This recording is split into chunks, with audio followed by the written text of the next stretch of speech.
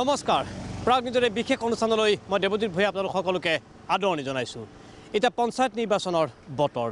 অসমৰ শদিয়াৰ পৰা ধুবুৰীলৈ চৌদিশে উথপ পৰিৱেশ।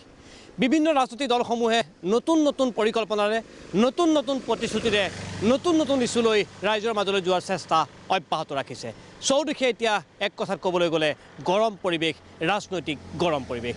এনে পৰিৱেশৰ মাজত আমি আপোনালোকলৈ লৈ আহিছোঁ কেইবাটাও ৰাজনৈতিক দলৰ নিৰ্বাচনী প্ৰচাৰ অভিযান। এইবাৰৰ এই নিৰ্বাচনী যুঁজখনত ভালেমান ৰথী মহাৰথীয়ে নিৰ্বাচনী প্ৰচাৰ অভিযান তুংগত তোলা পৰিলক্ষিত হৈছে। ক'ৰবাত যদি ৰাজনৈতিক দলৰ নেতা, ক'ৰবাত তেতিয়াহ'লে শিল্পী। আজিৰ বিশেষ অনুষ্ঠানৰ মাজেৰে আমি তেনে কিছু শিল্পী আৰু তেনে কিছু ৰাজনৈতিক নেতাৰ প্ৰচাৰ অভিযান আপোনালোকৰ মাজলৈ লৈ যাম। কিন্তু এটা কথা স্পষ্ট যে এই অভিযান চোৱাৰ পিছত, এই প্ৰচাৰ অভিযান চোৱাৰ পিছত সিদ্ধান্ত লোৱাৰ সময় কিন্তু আপোনালোকৰ। এখন গণতান্ত্ৰিক দেশত ৰাইজে হৈছে ৰজা আৰু ৰাইজ এতিয়া ৰজা হৈছে। ৰাইজৰ ভোট দিয়াৰ সময়, নিজৰ প্ৰতিনিধিক নিৰ্বাচন কৰাৰ সময়। এই প্ৰচাৰ অভিযান আমি আপোনালোকৰ মাজলৈ লৈ যাব বিচাৰিছোঁ আৰু বিভিন্ন ৰাজনৈতিক দলৰ বক্তব্যই আপোনালোকে শুনক আৰু শুনি আপোনালোকে নিজে এটা সিদ্ধান্ত গ্ৰহণ কৰক। তেতিয়াহ'লে পলম কিহৰ? আহক ৰাইজ আমি যাওঁ সেই নিৰ্বাচনী প্ৰচাৰ অভিযানৰ মাজলৈ।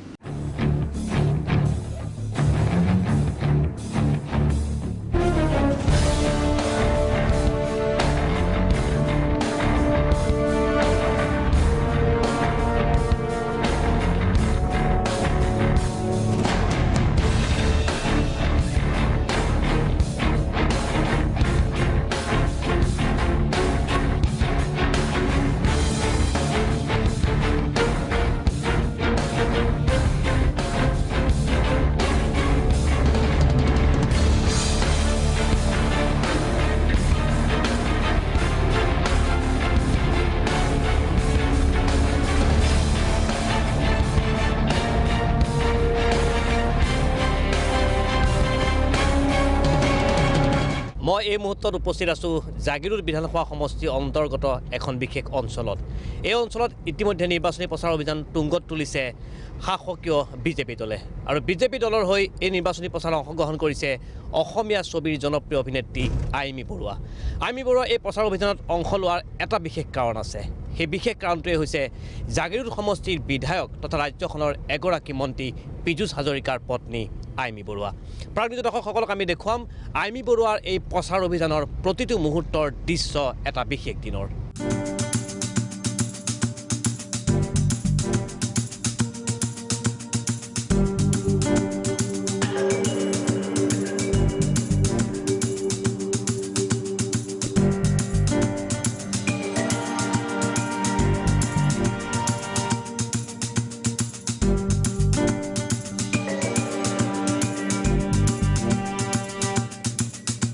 এটা নিৰ্বাচনৰ বতৰ, মানে ৰাইজৰ বতৰ। এই সময়ত আপোনালোকে যাতে সমৰ্থন কৰি আপোনালোকৰ নেতা ৰূপে নিৰ্বাচন কৰিব, তেওঁৱে আহিব লগা 5টা বছৰ আপোনালোকৰ হৈ কাম কৰিব। এটা কথাই ক'ব খোজো যে আপোনালোকে এক মুহূৰ্তত ভোটটো দি পেলাই দায়িত্বটো শেষ কৰিলে, তাৰপিছত আহিব লগা 5টা বছৰ আপোনালোকৰ কেনেকুৱা হ'ব সেইটো কিহৰ ওপৰত নিৰ্ভৰ কৰিব বাৰু। কেতিয়াবা আমাৰ এনেকুৱা হয় ন, ভোটটো দি উঠিলো, তাৰপিছত আমি দুখ কৰি থাকো, হা হুমলীয়া কাঢ়ি থাকো যে মানুহজনক মানে ভোটটো দিলো কিন্তু কাম একো নহ'ল। হয়নে নাই বাৰু তেনেকুৱা আমাৰ? কিয় হয় বাৰু? সেই যে আমি অকণমান সময় আৱেগত বশৱৰ্তী হৈ কাৰোবাৰ সৰু কথা এটাত ভুল যাওঁ আৰু তাৰ ফল কি হয় যে কেতিয়াবা গৰম দিনত এখন কম্বল পাওঁ,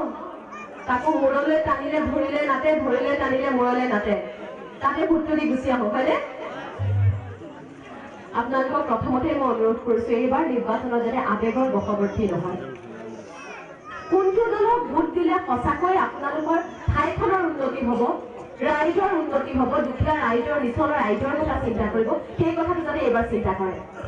এই ক্ষেত্ৰত মই প্ৰথমেই নাম ল'ব খুজিম ভাৰতীয় জনতা পাৰ্টি। এনে এটা দল যিটো দলে প্ৰথমতেই কয় যে সবকা সাথ সবকা বিকাশ।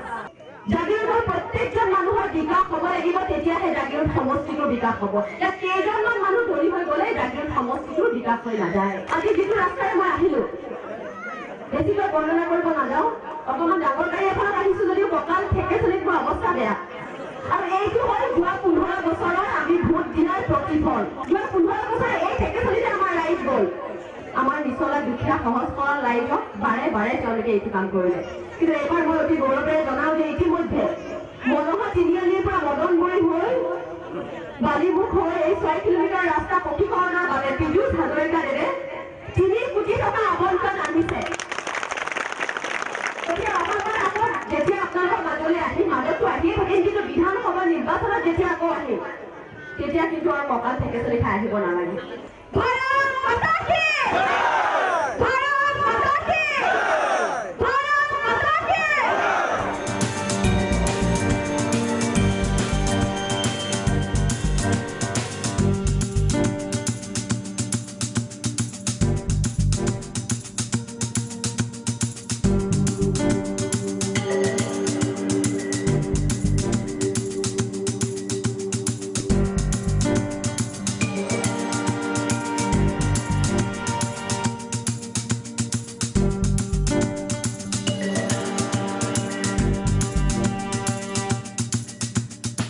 প্ৰাগজ্যোতি দৰ্শকসকলে ইতিমধ্যে গম পাইছে যে মই আছোঁ অভিনেত্ৰী আইমী বৰুৱাৰ লগত পঞ্চায়ত নিৰ্বাচনৰ এই সময়ছোৱাত আমি আইমী বৰুৱাৰ মুখে জানিবলৈ চেষ্টা কৰিম জাগিৰোড বিধানসভা সমষ্টি যিটো সমষ্টিক প্ৰতিনিধিত্ব কৰে তেওঁৰ স্বামী তথা ৰাজ্যখনৰ মন্ত্ৰী পীযুষ হাজৰিকাই কেনেকুৱা ধৰণৰ প্ৰস্তুতি চলিছে আৰু কিমান আশা কৰে যে পঞ্চায়ত তেওঁলোকে দখল কৰিবলৈ সক্ষম হ'ব। আইমী কি কয় এসময়তো মই ৰাইজৰ যিটো উৎসাহ যিখিনি মৰম আপোনালোকে ইতিমধ্যে দেখা পাইছে এই উৎসাহখিনিকে সমল হিচাপে লৈ ক'ব খোজোঁ যে জেডপিচিৰ যিকেইজন প্ৰাৰ্থী তেওঁলোক আটাইকেইজন জয়ী হ'ব বুলি মোৰ বিশ্বাস হৈছে আৰু বাকী যিসকল সভাপতি পদৰ আছে প্ৰায়খিনিতে 80% মই ভাবোঁ যে বিজেপিয়ে দখল কৰিব আমাৰ জাগিৰোডত। নাগৰিকত্ব সংশোধনী বিধেয়ক আৰু পৰিৱৰ্তন যি শ্লোগান দিয়া হৈছিল বিজেপি দলৰ তৰফৰ পৰা কিংবা চৰকাৰৰ তৰফৰ পৰা সেয়া ইতিমধ্যে সফল হোৱা নাই বুলি বিভিন্ন মনৰ অভিযোগ উত্থাপন হৈছে। প্ৰবল প্ৰত্যাহ্বানৰ সন্মুখীন হোৱাৰ সম্ভাৱনা আছে নেকি বিজেপি দলৰ? মই জাগিৰোডক বিশেষ কৰি ক'ব খুজিম কাৰণ মই ওতঃপ্ৰোতভাৱে জড়িত এই সমষ্টিটোৰ লগত। ইয়াত মই উন্নয়ন বুলি ক'লে ৰাইজে কি বুজে আমাৰ সৰ্বসাধাৰণ ৰাইজৰ উন্নয়ন হ'ব ৰাস্তা ঘাট যেতিয়া উন্নতি হ'ব তেওঁলোকৰ উন্নতি তেতিয়া হ'ব যেতিয়া ধৰক নিজৰ পথাৰখনত ট্ৰেক্টৰ পাব খেতি কৰিবলৈ তেওঁলোকৰ ল'ৰা ছোৱালী যেতিয়া এডমিশ্যনৰ বাবে হাহাকাৰ কৰিব নালাগিব কাৰণ গাঁও অঞ্চলবোৰ এনেকুৱা আমাৰ ঠাই পিছপৰা ঠাই যে তেওঁলোকে ল'ৰা ছোৱালী এডমিশ্যনৰ কাৰণে নিজৰ ভেটিটো বিক্ৰী কৰিবলগীয়াও হয়। এতিয়া ধৰক কাৰোবাৰ বেমাৰ হ'ল বেমাৰ হোৱাৰ লগে লগে আজি কেঞ্চাৰৰ পৰা জুয়ে পুৰা বিভিন্ন ধৰণৰ বেমাৰ অটল অমৃত অভিযানে যিদৰে সাঙুৰি লৈছে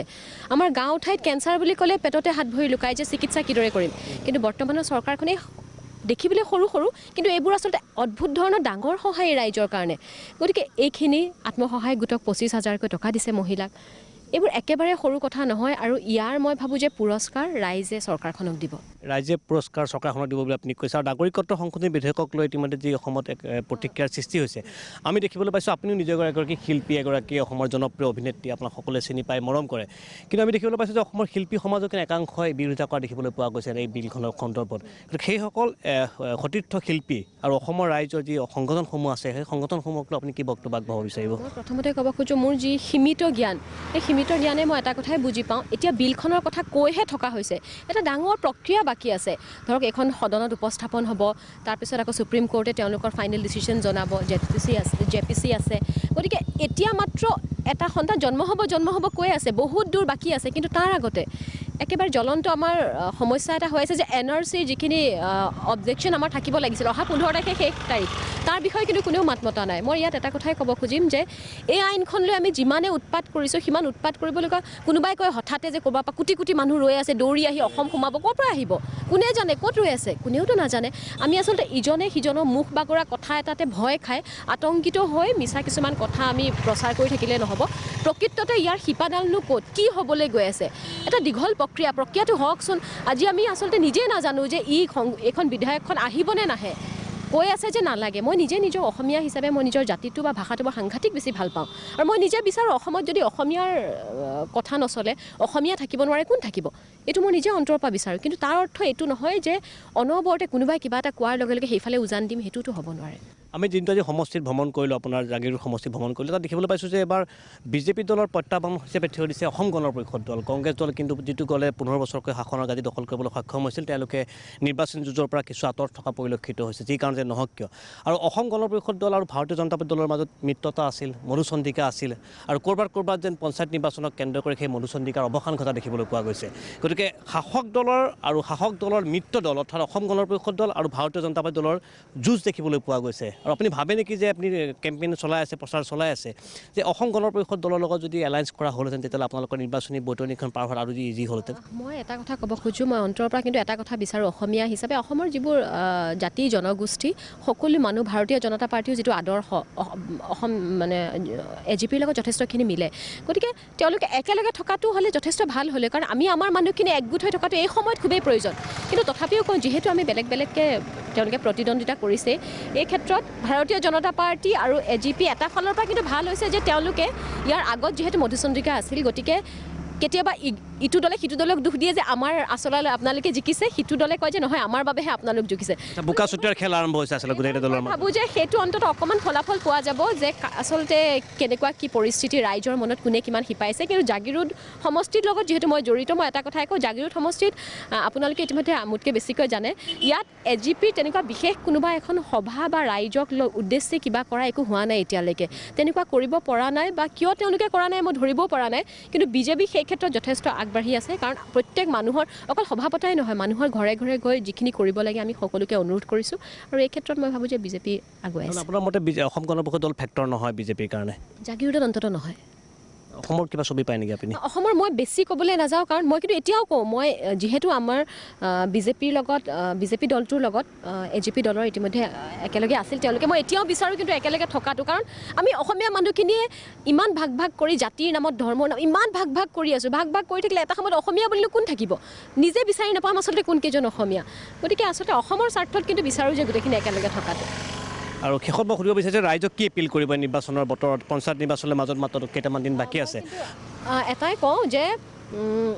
বৰ্তমানৰ যিখিনি যুৱ সমাজ, তেওঁলোকে কিন্তু এটা কথা জানে, তেওঁলোকক বাকী মানুহে যিমানেই যি নকওক, তেওঁলোকে উন্নতি বিচাৰে, তেওঁলোকক বাট পথৰ উন্নতি লাগে, সমাজৰ উন্নতি লাগে, তেওঁলোকে ভাল শিক্ষা পাব লাগে, নিবনুৱাসকলে চাকৰি পাব লাগে, আৰু যিবোৰ মৌলিক সমস্যা বানপানীয়ে হওক বা যি নহওক এইবোৰ সমাধান হ'ব লাগে। আৰু তেওঁলোকে সেইবাবে এইবাৰ দৃঢ়ভাৱে প্ৰতিজ্ঞাবদ্ধ হৈছে যে এইবাৰ যিটো চৰকাৰে তেওঁলোকক এইখিনি সুবিধা কৰি দিছে, তেওঁ সেইটো চৰকাৰৰ লগত থাকিব, আৰু সেইটো চৰকাৰ নিশ্চয়কৈ ভাৰতীয় জনতা পাৰ্টি হ'ব। আৰু যিসকল শিল্পীয়ে অসম গণ পৰিষদ দলত আছে বা কংগ্ৰেছ দলত আছে, বা যিসকল শিল্পীয়ে এটা নিউট্ৰেল ভূমিকা পালন কৰি কিন্তু চৰকাৰখনক সমালোচনা কৰি আছে, সেইসকল শিল্পীক এগৰাকী শিল্পী আইমী বৰুৱাই কি বক্তব্য আগবঢ়াব? মই চাওক, এতিয়া মানুহ হিচাপে, শিল্পী হোৱাৰ আগতে মই এজন মানুহ হিচাপে সকলোৰে নিজৰ নিজৰ মতাদৰ্শন থাকে। মোৰ মত বেলেগ হ'ব, তেওঁৰ মত বেলেগ হ'ব, আপোনাৰ মত বেলেগ হ'ব। সকলোৱে নিজে যিটো বিশ্বাস কৰে সেইটো ৰাইজৰ ওচৰলৈ লৈ যাওঁ। মই ভাবোঁ যে আমাতকৈ ৰাইজ বেছি পৰিপক্ক, তেওঁলোকে ৰাজনৈতিকভাৱে বেছি পৰিপক্ক, তেওঁলোকে তেওঁলোকৰ সিদ্ধান্ত ল'ব। আইমী বৰুৱাই ওচৰত ৰাজনীতি যোগদান কৰিব নেকি? নকৰে, কেতিয়াও নকৰে। মই এটা কথাই কওঁ যে মই এগৰাকী অভিনেত্ৰী হিচাপে, একদম সাধাৰণ ছোৱালী হিচাপে মই যিখিনি মৰম পাইছোঁ, মোৰ দৰে সাধাৰণ ছোৱালী এজনীৰ বাবে তাতকৈ ডাঙৰ বস্তু আৰু একো হ'ব নোৱাৰে। মই তাতে যথেষ্ট সুখী। মই মাত্ৰ এই ঠাইখনৰ বোৱাৰী হিচাপে মই বিচাৰোঁ যে এই ঠাইখনৰ উন্নতি হওক, ৰাইজৰ উন্নতি হওক, আৰু ৰাইজে যিখিনি পাবলগীয়া অধিকাৰ সেইখিনি পাওক। আৰু মোৰ স্বামী যিহেতু ইয়াৰ বিধায়ক, গতিকে ইয়াত যদি মই ৰাইজৰ কিবা সহায় কৰিব পাৰোঁ মোৰ ভাল লাগিব, সেইবাবে আহিছোঁ। এখন সভাত অংশগ্ৰহণ কৰাৰ পিছত আন এখন সভালৈ ৰাওনা হৈছে জনপ্ৰিয় অভিনেত্ৰী আইমী বৰুৱা। আমি প্ৰাগনিউজৰ দৰ্শকসকলক দেখুৱাম দিনটোৰ দ্বিতীয়খন সভাত আইমী বৰুৱাই কেনেকুৱা পৰিস্থিতিৰ সন্মুখীন হৈছিল, আৰু ৰাইজক উদ্দেশ্য কৰি ভাৰতীয় জনতা পাৰ্টীৰ পক্ষত ভোট দিবলৈ কি এনেদৰে আহ্বান জনাইছিল। দৰ্শকসকললৈ আমি সমুদায় দৃশ্য আগবঢ়াম।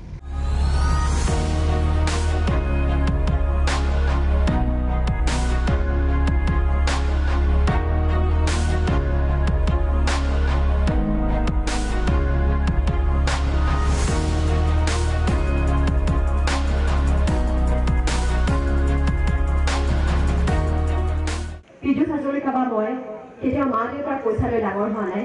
যিমানখিনি মা দেউতাই পাইছিল খুটি খোৱালৈকে কৰি দিছিল, আৰু তাৰপিছত নিজৰ ভৰিত থিয় হৈছোঁ। আমিও বিচাৰোঁ যে আমাৰ সন্তানে ভৱিষ্যতে নিজৰ ভৰিত থিয় হওক। গতিকে নিজে যিখিনি পাৰিছোঁ ৰাইজক সহায় কৰিছোঁ, আৰু ৰাইজৰ মাজত থাকিবলৈ চেষ্টা কৰিছোঁ, আপোনালোকৰ আশীৰ্বাদ ল'বলৈ চেষ্টা কৰিছোঁ। সেয়েহে অহা নিৰ্বাচনত আমাক যিদৰে মৰম কৰিছে, আশীৰ্বাদ কৰিছে, নিজৰ বুলি ভাবে, তেনেদৰে আটাইকেইজন প্ৰাৰ্থীকে মৰম কৰি আগুৱাই লৈ যাওঁ, যাতে আমাৰ সমষ্টিটোৰ উন্নতি হয়। আজি কেন্দ্ৰত বিজেপি চৰকাৰ, ৰাজ্যত বিজেপি চৰকাৰ, পঞ্চায়তখন যদি বিজেপি হয় তেতিয়াহ'লে আপোনালোকে ৱাৰ্ড মেম্বাৰজনক লগ কৰাৰ লগে লগে আপোনালোকৰ সকলো সমস্যাৰ সমাধান হৈ যাব। যদি আমি সকলোৱে মিলি জাগিৰোড সমষ্টিটোক উন্নতিৰ শিখৰত লৈ যাব পাৰোঁ, আমিও যাতে গৌৰৱেৰে ক'ব পাৰোঁ যে আমি জাগিৰোড সমষ্টিৰ ৰাইজ, আৰু আমাৰ সমষ্টিটো অসমৰ উন্নত সমষ্টিৰ ভিতৰত এটা।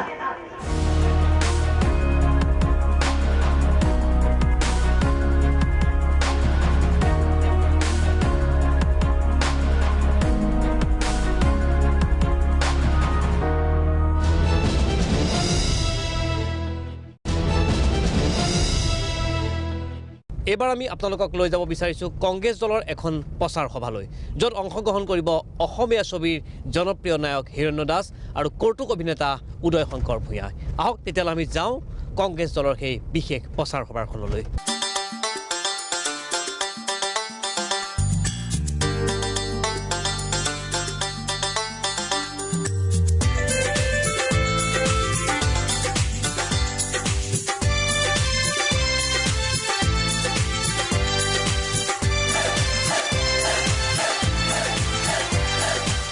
হৰি আৰু হৰে ৰাম নল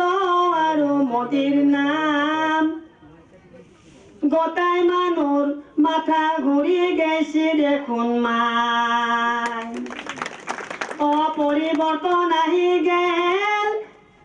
NRCৰ নাম মোৰ কাটা গেল দুটাৰ আছে তিনিটাৰ নাই দেখোনে GST লাগি গেল বস্তুৰ দাম বাঢ়ি গেল বজাৰতে যাবা নৰি 2 লাখ সীমাই আৰু বোলে আধাৰ কাৰ্ড আহি গেল গোটাই মানুহৰ মাথা দেখোন ঘূৰি গেল মাই মোৰ মাই নিচিনা দেখা মায়ে গোটাই বুজি পাইছে জানা মাই মই হাততে মাৰি মাই মই কোনো দলত নাযাওঁ মাই মই বিক্ৰী নকৰোঁ মাই মই হাততে মাৰি ভাল লাগিছে মিছা কথা ক'লে কি ডাল হ'ব নহয় পৰিৱৰ্তন আমাৰ দিনতে হৈছিলে কি কোৱা হয়নে নহয় আজি মাজনীয়ে হওক বাইদেৱে হওক আইদেৱে হওক এইবিলাক আঁচনি আমি দিছিলো আৰু এটা কথা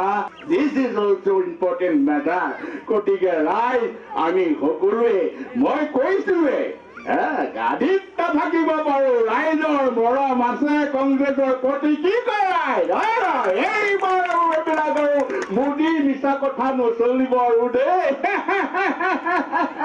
এইবাৰ আৰু এটা ভাল হ'ল কি আমাৰ বাইদেউ জংঘলৰ বাইদেউ মানে আমাৰ চাহ হৈ গৈছে মানে প্ৰমীলা বাইদেউকো মাতিছো বাইদেউ কিবা এটা কৈ দিয়ক গতিকে ৰাইজ মই আপোনালোককো এটা কৈছো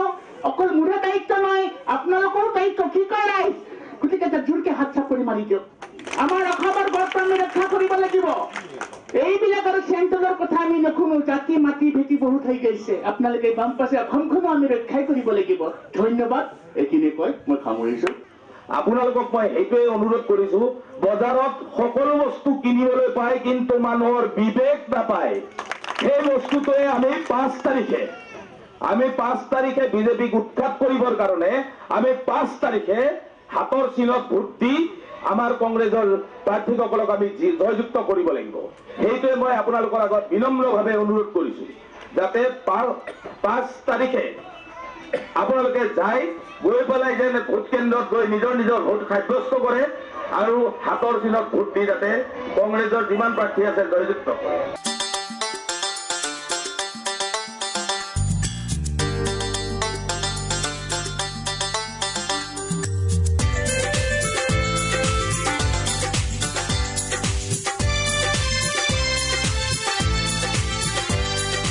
আৰু এই মুহূৰ্তত নিশা মোৰ লগত উপস্থিত আছে কংগ্ৰেছৰ প্ৰচাৰ অভিযানৰ নেতৃত্ব লোৱা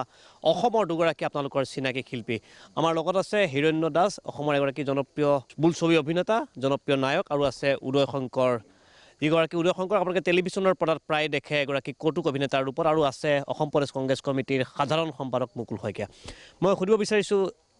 হিৰণ্য দাসক যে কেনেকুৱা ধৰণৰ আশা কৰা হৈছে যে বিজেপি দলৰ ইমান এটা হাই ভল্টেজ প্ৰচাৰ চলোৱা হৈছে তাৰ মাজত কংগ্ৰেছ দলক কেনেধৰণে ৰাইজে ভোট দিব বুলি আশা কৰিছে তেখেতসকলৰ হাই মানে ভল্টেজ যিটো কৰে সেইটোতো যোৱাবাৰো কৰিছিলে এতিয়া যোৱাবাৰো তেখেতসকলে একদম 2 কোটি চাকৰি প্ৰত্যেক বছৰে দিম বুলি কৈছিলে এতিয়া তেখেতসকলে প্ৰচাৰ চলাইছে হেলিকপ্টাৰ দি এইবিলাক ঝুমলাবাজি তেখেতসকলৰ আছেই আৰু মানুহে এতিয়া বুজি পাই গৈছে ঝুমলাবাজি বস্তুটো কি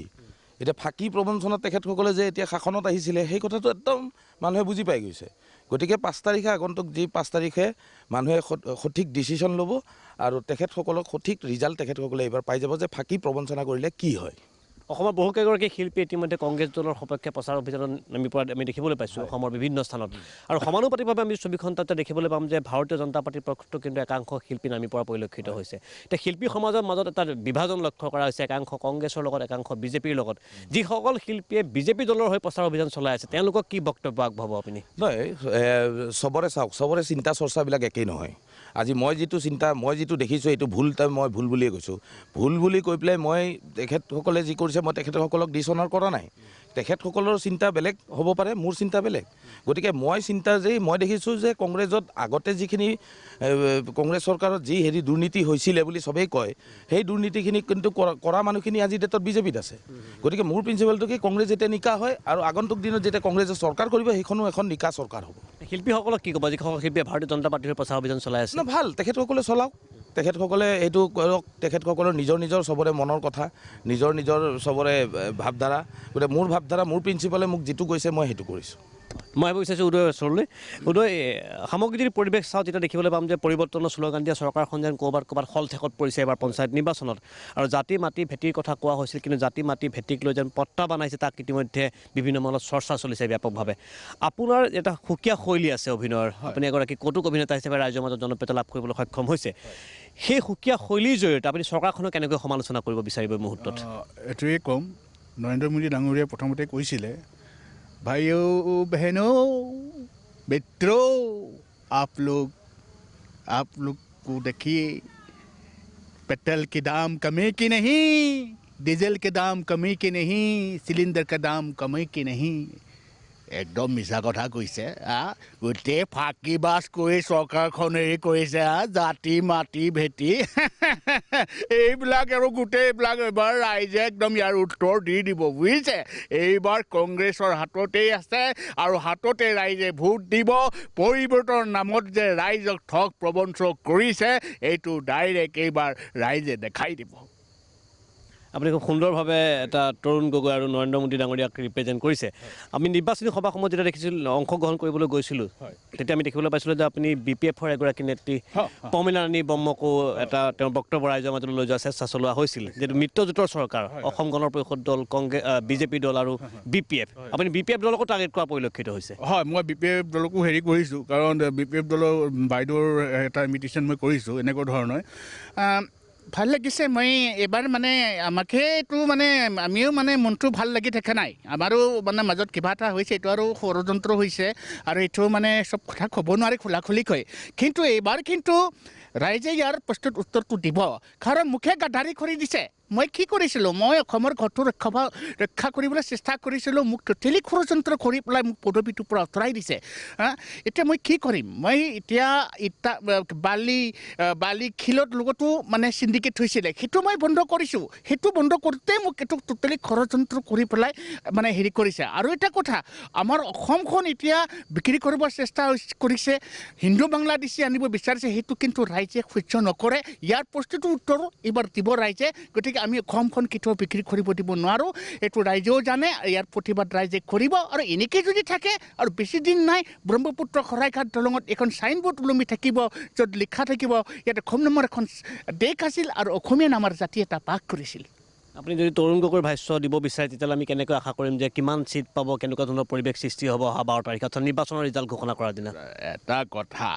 কথা এতিয়া আমাৰ এতিয়া মানে কি আশা আছে ৰাইজেও এইটো গম পাইছে এইবাৰ গম পাইছে হয় নাই পৰিৱৰ্তন কি হ'ল এইটো ৰাইজে গম পাইছে কি দিছে কি নাই দিয়া কিন্তু আমাৰ দিনত উন্নয়ন হৈছে এইটো ৰাইজে জানে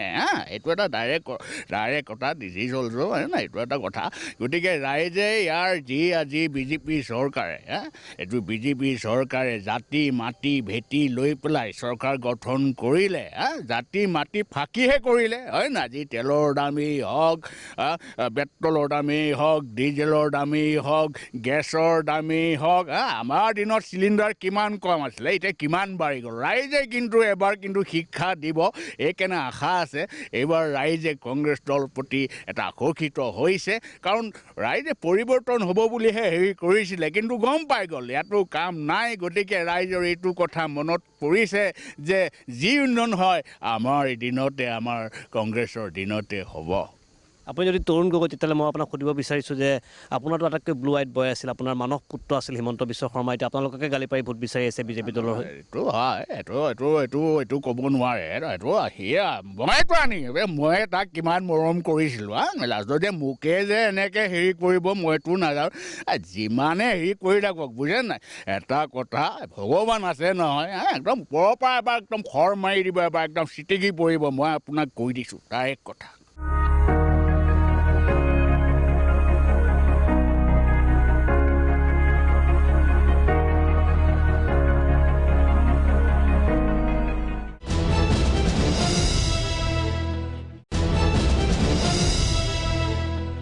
এই মুহূৰ্তত মই উপস্থিত আছোঁ কমলপুৰ বিধানসভা সমষ্টিত।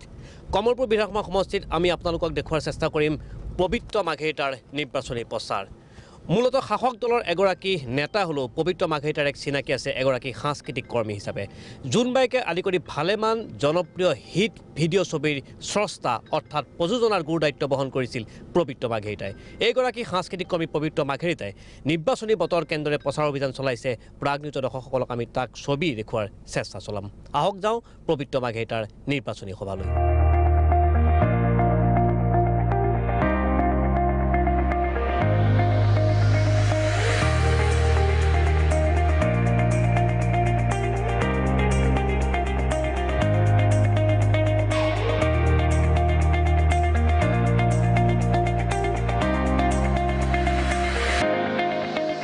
কেন্দ্ৰত বিজেপি আছে, ৰাজ্যত বিজেপি আছে, গতিকে পঞ্চায়তখনত আমাক বিজেপি লাগিব, তাৰ কোনো গত্যন্তৰ নাই। আমি কোনোবা এগৰাকী নিৰ্দলীয়ক বা কোনোবা এগৰাকী হাৰিবলগীয়া প্ৰাৰ্থীক বা দুৰ্নীতিত পোত খাই থকা এটা দলৰ প্ৰাৰ্থীক আমি ভোটটো দি ভোটটো কিয় নষ্ট কৰিম, নহয়নে? সেইটো এটা। আৰু আপোনালোকে ব্যস্ততাৰ মাজতো ভোটটো দিবলৈ আহিব, ভোটটো প্ৰগতিৰ কাৰণে দিয়ক, ভোটটো শান্তিৰ কাৰণে দিয়ক, ভোটটো সৰ্বানন্দ সোণোৱাল ডাঙৰীয়াৰ নেতৃত্বত যিটো দুৰ্নীতিমুক্ত এখন অসম গঢ়াৰ যিটো পৰিকল্পনা, সেইটো কৰিবলৈ আপোনালোকে ভোটটো দিবলৈ আগবাঢ়ি আহক আৰু ভাৰতীয় জনতা পাৰ্টীক দিয়ক।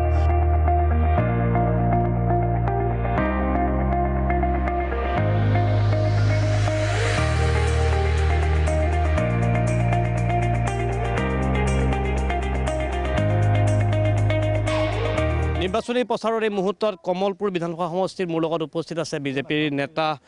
পবিত্ৰ মাৰ্ঘেৰিটা। পবিত্ৰ মাৰ্ঘেৰিটাক মই সুধিব বিচাৰিছোঁ যে কমলপুৰ বিধানসভা সমষ্টিত যিটো অসম গণ পৰিষদ দলৰ এগৰাকী বিধায়ক আছে, কেনেকুৱা বিজেপি কিমান দূৰ আশাবাদী এই মুহূৰ্তত? আপুনি যিটো তত্ত্বাৱধায়কৰ দায়িত্বত আছে। আচলতে বঢ়াই কোৱা যেন হ'ব, ইয়াত অসম গণ পৰিষদৰ কোনো আজিৰ তাৰিখত সাংগঠনিক স্থিতি নাই। আমাৰ টিকেট নোপোৱা দলৰ সদস্যৰ ঘৰে ঘৰে তেওঁলোকে বিচাৰি গৈ টিকেট দিবলৈ চেষ্টা কৰিছিল। আৰু তেখেত আমাৰ মিত্ৰ দলৰ সম্পূৰ্ণ মিত্ৰ দলৰ এগৰাকী বিধায়ক, আৰু তেখেতে বিগত বিধানসভা নিৰ্বাচনত কেৱল আমাৰ সমৰ্থনতহে তেওঁলোকে জিকিছিল, কাৰণ তেওঁলোকৰ নিজস্ব ভোট ইয়াত 8-10 হাজাৰতকৈ বেছি নহয়, কিন্তু আমাৰ প্ৰায় 60 হাজাৰতকৈ বেছি ভোট পাই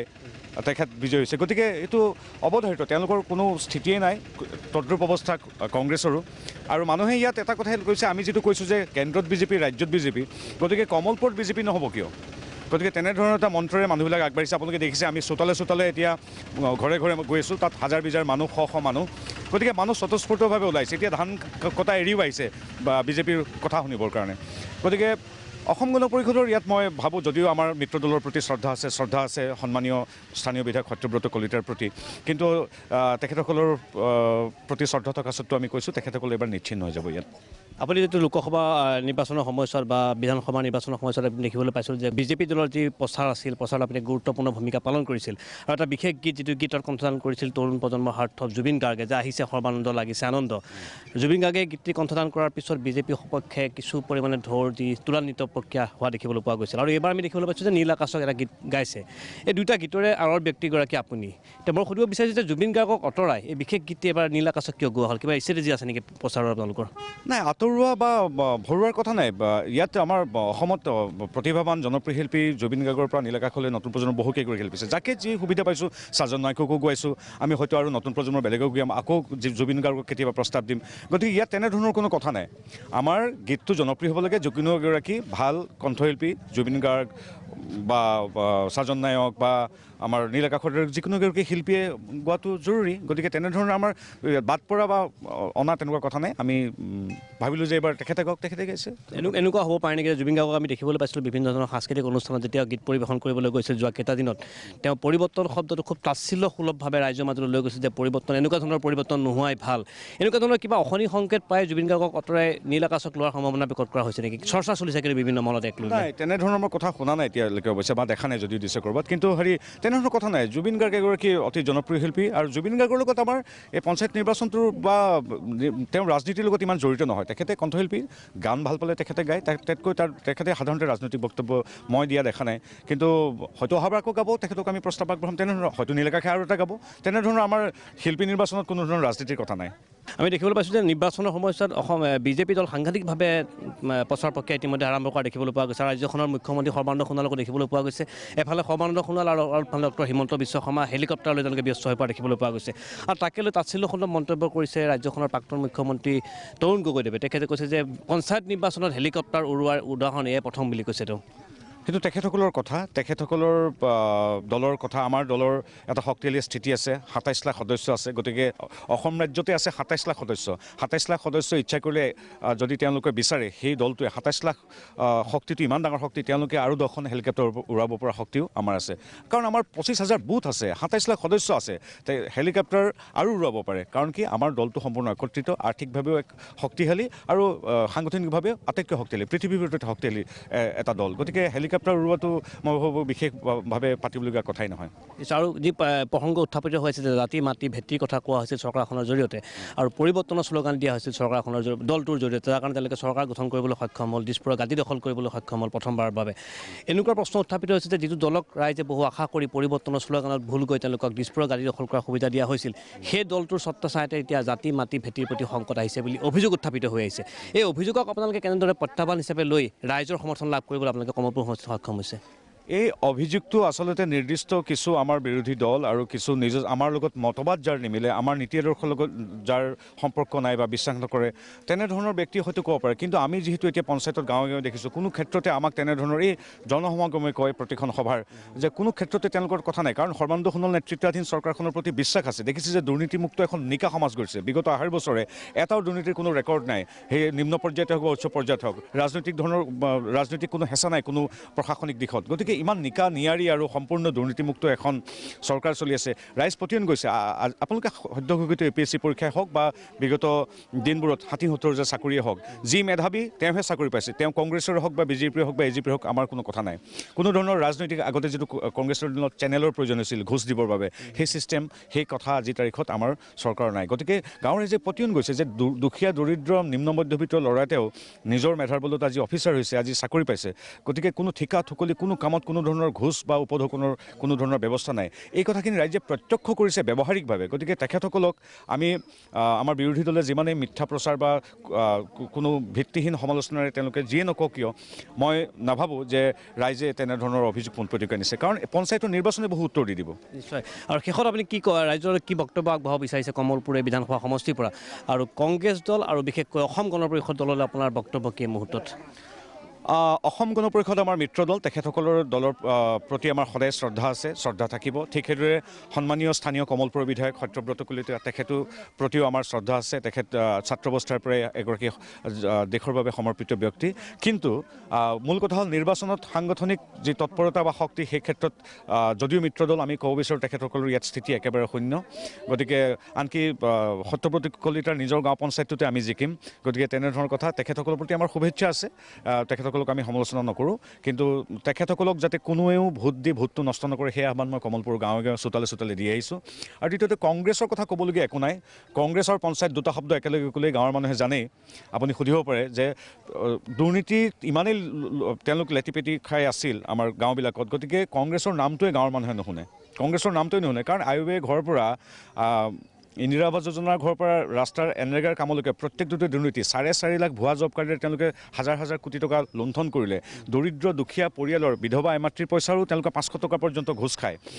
তেওঁলোকে গেৰেজ বনাবলৈ ইন্দিৰা আৱাস যোজনাৰ পইচা লয় কিন্তু দুখীয়া পৰিয়ালে নাপায় গতিকে এই যে সীমাহীন দুৰ্নীতি সেই সীমাহীন দুৰ্নীতিৰ কথা আমি ৰাজনৈতিকভাৱে সভা সমিতিয়ে কোৱাৰ প্ৰয়োজন নাই গাঁৱৰ মানুহখিনি নিজেই জানে আপোনালোকে এখেতসকলক সোধক এওঁলোক কোনো দলৰ অনুগত্য নাই এওঁলোক সাধাৰণ ৰাইজ তেওঁলোকে ক'ব যে তেওঁলোকে কেনেকৈ তেওঁলোকক বঞ্চিত কৰি ধনী মানুহে পইচা পাইছিল ধনী মানুহে ইন্দিৰা আৱাস যোজনাৰ ঘৰে গাড়ী গেৰেজ বনাইছিল কিন্তু এখেতসকলে সেইকাৰণে কংগ্ৰেছ শব্দটো ক'লে এওঁলোকৰ বিতৃষ্ণা যে ইমান দুৰ্নীতি আৰু এই দুৰ্নীতিৰ কথা মেলে মিটিঙেও কোৱাৰ প্ৰয়োজন নাই পেপাৰতো লিখাৰ প্ৰয়োজন নাই কাৰণ তেওঁলোকে নিজেই গাঁৱত ভুক্তভোগী গতিকে কংগ্ৰেছক ইতিমধ্যে বিদায় দিছে কংগ্ৰেছ আজিৰ তাৰিখত অপ্ৰাসংগিক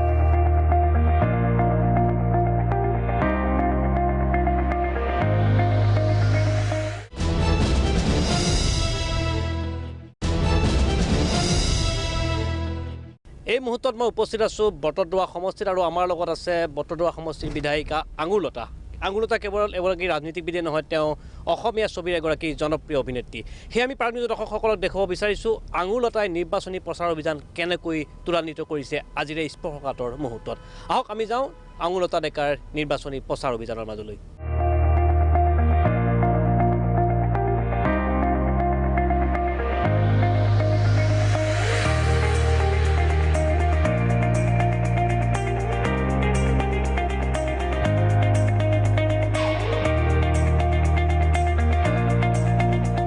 প্ৰাজ্ঞ দৰ্শকসকলৰ জ্ঞাত যে এই মুহূৰ্তত মই উপস্থিত আছোঁ এটা সন্মানীয় বিধানসভা সমষ্টি যিটো সমষ্টিৰ নাম হৈছে বটদ্ৰৱা আৰু বটদ্ৰৱাৰ বিধায়িকা হৈছে আঙুৰলতা ডেকা এখন নিৰ্বাচনী প্ৰচাৰ অভিযানত আমি এই মুহূৰ্তত উপস্থিত আছোঁ আপোনালোকে টেলিভিশ্যনৰ পৰা দেখিবলৈ পাইছে যে আঙুৰলতাৰ বিশেষ সভাখনত অংশগ্ৰহণ কৰিবলৈ বিভিন্ন স্তৰৰ আৰু বিভিন্ন শ্ৰেণীৰ লোকসকল আহি কেনেকৈ ইয়াত সমবেত হৈছে আৰু বিজেপি দলৰ সপক্ষে তেওঁলোকে ভোট দিবৰ বাবে ৰাইজলৈ আহ্বান জনাইছে আমি লগত আঙুৰলতা ডেকা আছে আঙুৰলতা মই সুধিব বিচাৰিছোঁ যে এই মুহূৰ্তত কেনেকুৱা এখন ছবি দেখিবলৈ পোৱা গৈছে সমগ্ৰ বটদ্ৰৱা সমষ্টিত প্ৰথমে এইটো গুৰুজনাৰ জন্মস্থান বটদ্ৰৱালৈ আপোনাক স্বাগতম জনাইছোঁ আৰু মই এতিয়া এটা সংখ্যালঘু এলেকাত সোমাই আছোঁ আপোনালোকে ইয়াতে নিজে দেখিছে যে সংখ্যালঘু লোকসকলে যোৱা 2 বছৰ বিধানসভাত যিটো এটা ভয় এটা সোমাই আছিল যে বিজেপি এটা সাম্প্ৰদায়িক দল বিজেপি আহিলে বিভিন্ন ধৰণৰ আমাৰ ইয়াতে নামাজ বন্ধ হ'ব আজান দিয়া বন্ধ হ'ব মছজিদ ভাঙিব আজি সম্পূৰ্ণ এটা 2 বছৰৰ পিছত মানুহৰ মাজত এটা ভাৱ এটা আহিবলৈ মানে আহিছে যে নাই বিজেপি চৰকাৰে সদায় উন্নয়নৰ ৰাজনীতি কৰি আহিছে আৰু ইয়াতে বৃহৎ সংখ্যৰ উপস্থিতি আপোনালোকক সেইখিনি এটা অনুভৱ আপোনালোকৰ হৈছেই চাগে গতিকে মোৰ এইটোৱে কথা যে আমি উন্নয়নৰ ৰাজনীতি ইয়াৰে আৰম্ভ কৰিছোঁ গতিকে আমি কামৰ মাজেদি ৰাইজৰ মাজত সোমাব বিচাৰিছোঁ আৰু পঞ্চায়তটো হৈছে এটা গুৰুত্বপূৰ্ণ এটা নিৰ্বাচন কাৰণ এই পঞ্চায়তৰ জৰিয়তে গ্ৰাম্য অঞ্চলৰ উন্নয়ন হয় কেন্দ্ৰৰ পৰা একদম পোনে পোনে অহা ধন ৰাইজে একদম হাতে হাতে পায় গতিকে আপোনালোকে ইয়াতে দেখিছে যে যিবিলাক আমাৰ ব্লকৰ জৰিয়তে যিখিনি ৰাস্তা হ'ব লাগে পঞ্চায়ত সভাপতিৰ জৰিয়তে যিখিনি কাম হ'ব লাগে সেই কামখিনি আপোনালোকে দেখিছে এইবিলাক ৰাস্তা যোৱা 15টা বছৰত এইবিলাক এনেকৈ এটা শাসনত থকাৰ পিছত ইমান কম কাম হোৱাটো এটা মানে এটা দেখিবলৈ এটা গম পায় যে কিমান তেওঁলোকে সচেতন আছিল উন্নত হোৱা নাছিল বুলি ক'লে একেবাৰে গতিকে এতিয়া সেইকাৰণে কৈছোঁ যে যদি কাৰণ বিধায়কৰো যদিও সমষ্টিত মূল প্ৰতিনিধি তথাপিতো কিন্তু এইবিলাকৰ কাৰণে একোজন নিজৰ মানে সভাপতি পদৰ প্ৰাৰ্থী থাকে আঞ্চলিক সদস্য তেওঁলোকে পঞ্চায়তৰ কামখিনি তেওঁলোকে চায় গতিকে তেখেতসকলক মোৰ বিজেপি যিহেতু এতিয়া ভাল কাম কৰি আছে 2 বছৰ উন্নয়নৰ কাম আগবাঢ়িছে সবকা সাথ সবকা বিকাশ নীতিৰে আগবাঢ়ি আছে মোৰ দলৰ প্ৰাৰ্থীজন জিকিলে মোৰ কাম কৰিবৰ কাৰণে সুবিধা হ'ব গতিকে তেখেতসকলৰ মই সেই উৎসাহটো দেখিছোঁ আজি ৰাইজৰ মাজত গতিকে মোৰ বিশ্বাস আছে যে এইবাৰ পঞ্চায়তটো খুব ভাল ফলাফল এটা গোটেই অসমৰ লগতে বটদ্ৰৱা সমষ্টিটো খুব ভাল হ'ব আপুনি ক'ব বিচাৰিছে যে বিজেপি দলৰ বিৰুদ্ধে যি অভিযোগ উত্থাপন কৰা হয় যে বিজেপি দল এটা সাম্প্ৰদায়িক দল আপুনি ক'ব খুজিছে যে বটদ্ৰৱা সমষ্টিত সেই সাম্প্ৰদায়িক দলৰ যি শ্লোগান আছিল সেই শ্লোগান থানবান হৈ পৰিছে আৰু সকলো স্তৰৰ লোকে আপোনালোক ছাপোৰ্ট দিবলৈ ওলাই আহিছে আপোনালোকে আজি নিজেই দেখিছে ইয়াতে আৰু মই ইতিমধ্যে তাতো কৈছোঁ মিটিঙত যে ইয়াতে বটদ্ৰৱা সমষ্টিৰ যিমান মছজিদ আছে মই বিধায়ক পুঁজিৰে তাত মই কমেও 30% মই তাত দি দিছোঁ বিধায়ক পুঁজিৰে গতিকে ইয়াতে কোনেও ক'ব নোৱাৰে যে ৰাস্তা ঘাটৰ পৰা আৰম্ভ কৰি MLA ফাণ্ডৰ পৰা আৰম্ভ কৰি 14 ফাইনেন্সৰ পৰা আৰম্ভ কৰি সকলো পইচা ইয়াতে একদম সমান মই ভগাই দিছোঁ ইয়াতে আপোনালোকে আৰু গোটেই বটদ্ৰৱা সমষ্টিটো ঘূৰিলে দেখিব সংখ্যাগৰিষ্ঠ এলেকাত যিমান কাম হৈছে সংখ্যালঘু এলেকাটো সিমানেই কাম হৈছে সেইকাৰণে আজি ৰাইজ ওলাই আহিছে যে আমাক এইটোহে পৰিৱৰ্তন লাগে এইটোহে আমাক মানে ৰাজনীতি লাগে যে কামৰ উন্নয়নৰ ৰাজনীতি লাগে আৰু সেইকাৰণে বৃহৎ সংখ্যক জাতি বুলি কোনো কথা নাই সকলোৱে ওলাই আহিছে আজি উন্নয়নৰ স্বাৰ্থত ওলাই আহিছে এতিয়া আমি দেখিবলৈ পাইছোঁ যে NRC কথা ওলাইছে যে সংখ্যালঘুসকলক হাৰাশাস্তি কৰা হৈছে, নাগৰিকত্ব সংশোধনী বিধেয়কৰ কথা কোৱা হৈছে যে এই দুটা সক্ৰিয় বিজেপি দলৰ বাবে প্ৰত্যাহ্বান হিচাপে অভিহিত হৈছে এবাৰ পঞ্চায়ত নিৰ্বাচনত। আৰু সকলো স্তৰৰ ৰাইজে অভিযোগ উত্থাপন কৰিছে, বিশেষকৈ যে জাতি মাটি ভেটিৰ কথা কোৱা চৰকাৰখন যেন ক'ৰবাত থমকি ৰ'ব লগা পৰিস্থিতিৰ সৃষ্টি হৈছে এই মুহূৰ্তত। কেনেকুৱা ধৰণৰ প্ৰত্যাহ্বানৰ সন্মুখীন হৈছে আপুনি এই মুহূৰ্তত? একো নাই ইয়াতে, কাৰণ এতিয়া সংখ্যালঘু লোকসকলে সম্পূৰ্ণৰূপে বুজি উঠিছে যে এতিয়া আৰু NRCক লৈ পেলাই ভয় খোৱাৰ কোনো দৰকাৰ নাই। 15 বছৰ কাৰ্যকাল কংগ্ৰেছে লাভ পাইছে, পোৱাৰ পিছত NRCত কোনো ধৰণৰ ব্যৱস্থা সংখ্যালঘু লোকসকলক নকৰিলে। গতিকে এটা যে সংখ্যালঘু লোকসকলক ভোট বেংক হিচাপে ব্যৱহাৰ কৰি থাকিলে সেইটো এতিয়া সংখ্যালঘু লোকসকলে বুজি পাইছে। আৰু সেইকাৰণে আজি তেখেতসকলে ওলাই আহিছে যে আমাক আচল পৰিচয়টো এতিয়া বিজেপিহে দিবলৈ ওলাইছে, যিখনক আমি সাম্প্ৰদায়িক বুলি কৈ পেলাই আমি যোৱা বিধানসভাত কিছু আমি পৰিত্যাগ কৰিছিলোঁ। গতিকে আজি এই 2 বছৰত তেখেতসকলে গম পাইছে যে নাই, এই দলটোত থাকিলে দেখোন আমাৰ মানে জাতিৰ কথাও টেনশ্যন নাই আৰু উন্নয়নৰ ফালে টেনশ্যন নাই। চবেই সেইকাৰণে নিসংকোচে এতিয়া চবেই ওলাই আহিছে। গতিকে মই ভাবিছোঁ যে এইবাৰ কিছু সংখ্যক হ'লেও সংখ্যালঘু লোকসকলে এটা ভয়ভীত নোহোৱাকৈ এটা বিজেপিৰ প্ৰতি এটা আত্মবিশ্বাস মই দেখিছোঁ। ভাল হ'ব ফলাফল। আৰু এতিয়া যি চৰ্চা চলিছে যে বিজেপি দলৰ লগত মধু চন্দিকাৰ ক'ৰবাত অৱসান ঘটিছে নেকি অসম গণ পৰিষদ দলৰ। বিভিন্ন সময়ত আমি দেখিবলৈ পাওঁ যে অসম গণ পৰিষদ দলৰ নেতাসকলে বিজেপিৰ বিৰুদ্ধে অস্ত্ৰ দিয়ে আৰু বিজেপি দলে অসম গণ পৰিষদ দলৰ বিৰুদ্ধে অস্ত্ৰ দিয়ে। আৰু আমি কালি দেখিবলৈ পালোঁ যে ৰাজ্যখনৰ স্বয়ং মুখ্যমন্ত্ৰী সৰ্বানন্দ সোণোৱাল ডাঙৰীয়াই অভিযোগ উত্থাপন কৰিছে যে অসম গণ পৰিষদ দলৰ লগত কংগ্ৰেছৰ এক গোপন মিতিয়ালি আৰম্ভ হৈছে, অৰ্থাৎ মধুচন্দিকা যেন আৰম্ভ হোৱাৰ পথত আগবাঢ়িছে। হয়, মই যিহেতু মিত্ৰজোঁটৰ এগৰাকী বিধায়িকা, মোক অসম গণ পৰিষদ আৰু তিৱা জাতীয় ঐক্য মঞ্চ এই তিনিটা আমি মিলি পেলাই মই বিধায়িকা হৈছিলোঁ। আৰু এই ক্ষেত্ৰত মই অসম গণ পৰিষদৰ কথা মই কেতিয়াও বেয়াকৈ মন্তব্য নিদিওঁ। মুখ্যমন্ত্ৰী ডাঙৰীয়াই কালি কৈ থৈ গৈছে আপোনালোকৰ। ঠিকে আছে, সেইটো ক'ব পাৰে, তেখেতসকলে সামগ্ৰিকভাৱে দেখিছে এইটো। আৰু মোৰ মতদ্ৰ সমষ্টিটো এনেকুৱা ধৰণৰ 2-3টামান পঞ্চায়তত মই পাইছোঁ যে তেখেতসকলে অকণমান এটা মধুৰ সম্পৰ্ক এটা গঢ়ি উঠিছে কংগ্ৰেছ আৰু মানে AGPৰ মাজত। সেইকাৰণে হয়তো সেই কথাটো তেখেতসকলে আৰু ক'ৰবাত অসমত দেখিছে চাগে। গতিকে মই তেখেতসকলক কওঁ যে আপোনালোকে ওপৰৰ নেতৃত্বৰ কথা মানি চলিব, তাত জলক জীয়াই ৰাখিব, নে আপোনালোকে উন্নয়নৰ লৈ পেলাই আপোনালোকে ভোট দিব। গতিকে মই ৰাইজক সেইটোৱেই কৈছোঁ, অসম গণ পৰিষদৰ ৰাইজকো কৈছোঁ, যিসকল কাৰ্যকৰ্তা আছে যে আপোনালোকে দলটো নহয়, আপোনালোকে জাতিটোৰ যাতে উন্নয়ন হয় বা সমাজৰ যাতে উন্নয়ন হয়, এই ক্ষেত্ৰতে আপোনালোকে বিবেক ভোটটো দিয়ক। আমি আপোনাৰ নিৰ্বাচনী সভাত অংশগ্ৰহণ কৰি আপুনি খুব সুন্দৰভাৱে বক্তৃতা দিছে। মই আপোনাক সুধিব বিচাৰিছোঁ যে ৰাজনীতিৰ সংলাপ আৰু ছবি জগতৰ সংলাপৰ মাজত ক'ৰবাত সাদৃশ্য বা বৈসাদৃশ্য আছে নেকি ইয়াতে? নাই, তেনেকুৱা কথা নাই।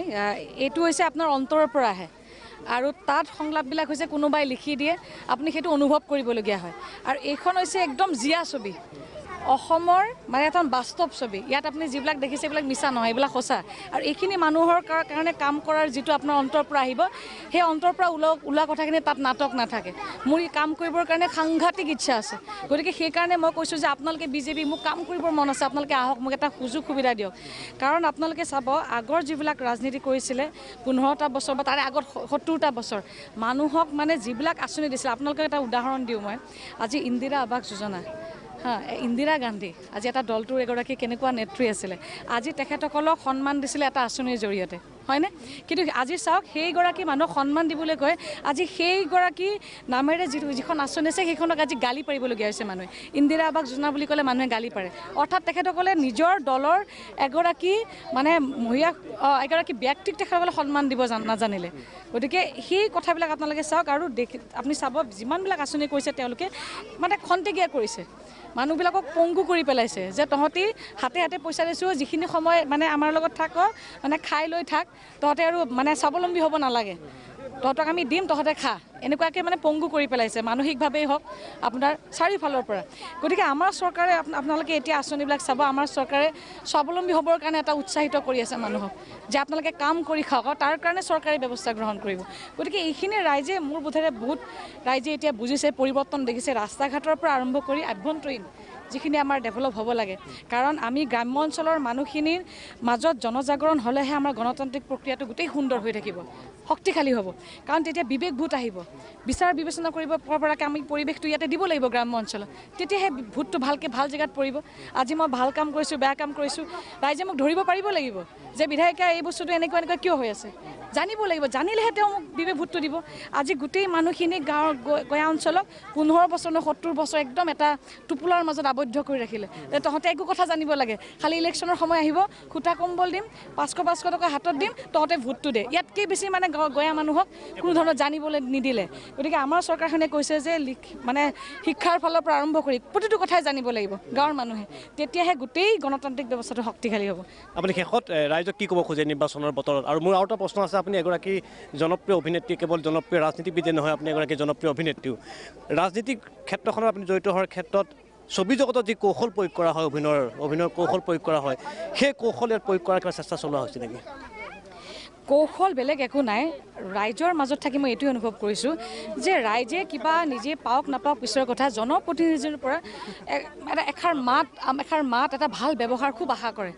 মই নিজে 2টা বছৰত অনুভৱ কৰিছোঁ তেখেতসকলক আপুনি কিবা এটা ব্যক্তিগতভাৱে দিয়ে নিদিয়ে পিছৰ কথা আপুনি ৰাইজৰ কাম নকৰে সেইটো পিছৰ কথা আহে কৰিব লাগিব সেইটো কিন্তু আপোনাৰ পৰা মাতষাৰ বিচাৰে কাৰণ আগৰ প্ৰতিনিধিবিলাকে মই নিজেই পাইছিলোঁ মই যেতিয়া অভিনেত্ৰী আছিলোঁ এগৰাকী তেতিয়া সাংস্কৃতিক মন্ত্ৰী আছিল মানে আমি হাঁহিলেও নাহাঁহে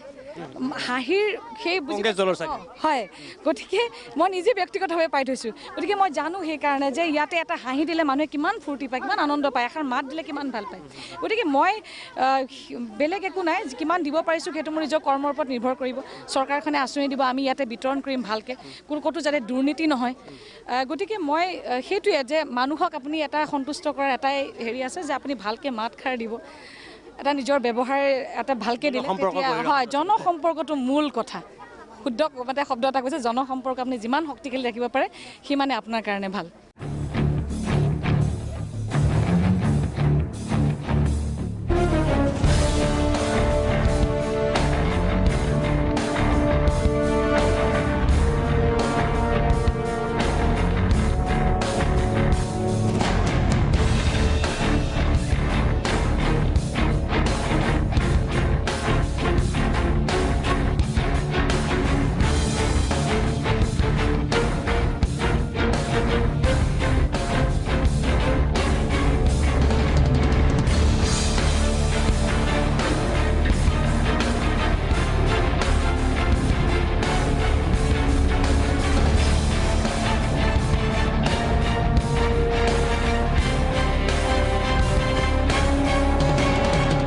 বিভিন্ন ৰাজনৈতিক দলসমূহৰ নিৰ্বাচনী প্ৰচাৰ অভিযান আপোনালোকে টেলিভিছনৰ পৰ্দাত দেখিবলৈ পালে এতিয়া সিদ্ধান্ত লোৱাৰ সময় আৰু সিদ্ধান্ত ল'ব আপুনি গণতান্ত্ৰিক দেশত ৰাইজেই ৰজা এতিয়া ৰাইজ ৰজা হৈছে গতিকে সঠিক সিদ্ধান্ত লওক বিবেক ভোট দিয়ক এনে এগৰাকী প্ৰতিনিধি নিৰ্বাচন কৰক যিগৰাকী প্ৰতিনিধিয়ে আপোনাৰ পঞ্চায়তখনৰ সৰ্বাংগীন বিকাশৰ বাবে কাম কৰিবলৈ প্ৰতিশ্ৰুতিবদ্ধ মই দেৱজিৎ ভাই বিদায় মাগিছোঁ পুনৰ আপোনালোকক লগ পোৱাৰ প্ৰতিশ্ৰুতিৰে আজিলৈ নমস্কাৰ